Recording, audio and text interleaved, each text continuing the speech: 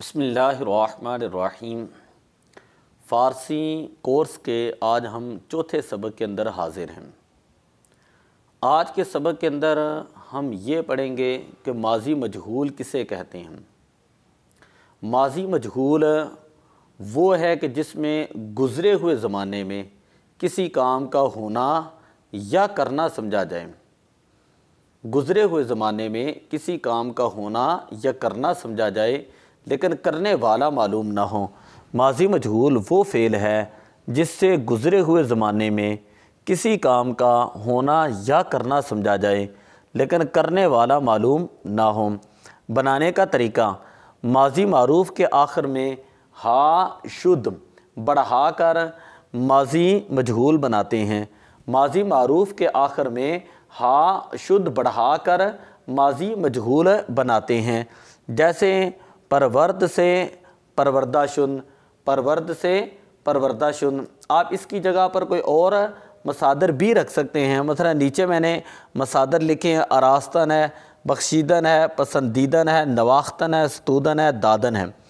یہاں پر پرورد سے پروردہ شد ہے، یہاں پر آراستن رکھ لیں تو آراست سے آراستہ شد ہو جائے گا، بخشیدن بخشید سے بخشیدہ شد بھی ہو جائے گا۔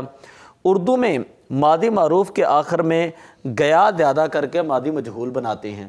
اردو میں ماضی معروف کے آخر میں گیا زیادہ کر کے ماضی مجہول بناتے ہیں، جیسے پالا سے پالا گیا۔ گردان فعل ماضی مطلق مثبت مجہول۔ پروردہ شد پروردہ شدن، پروردہ شدی، پروردہ شدید، پروردہ شدم اور پروردہ شدیم۔ پروردہ شد یہ واحد غائب کا صیغہ ہے، اس کا معنی ہوتا ہے وہ پالا گیا، اور پروردہ شدن جمع غائب کا صیغہ ہے، اس کا معنی ہوگا وہ پالے گئے، اور پروردہ شدی واحد حاضر کا صیغہ ہے، اس کا معنی ہوگا تو پالا گیا۔ پروردہ شدید جمع حاضر کا صیغہ ہے، اس کا معنی ہوگا تم پالے گئے۔ پروردہ شدم واحد متکلم کا صیغہ ہے، اس کا معنی ہوگا میں پالا گیا۔ پروردہ شدیم جمع متکلم کا صیغہ ہے، اس کا معنی ہوگا ہم پالے گئے۔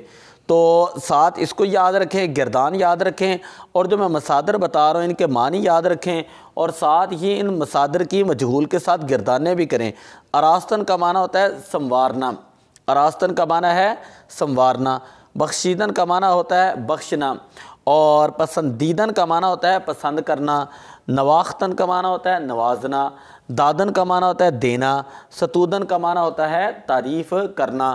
آپ اسی سے مجہول کی گردانے بناتے جائیں: آراستہ شد، آراستہ شدن، آراستہ شدی، آراستہ شدید، آراستہ شدم، آراستہ شدیم۔ بخشیدن مصدر ہے، اسی سے بخشیدہ شن، بخشیدہ شدن، بخشیدہ شدی، بخشیدہ شدید، بخشیدہ شدم، بخشیدہ شدیم۔ اسی طرح پسندیدن پسندیدہ شن، پسندیدہ شدن، پسندیدہ شدی، پسندیدہ شدید، پسندیدہ شدم، پسندیدہ شدیم۔ نواختہ شن، نواختہ شدن، نواختہ شدی، نواختہ شدید، نواختہ شدم، نواختہ شدیم۔ دادن کا معنی ہے دینا۔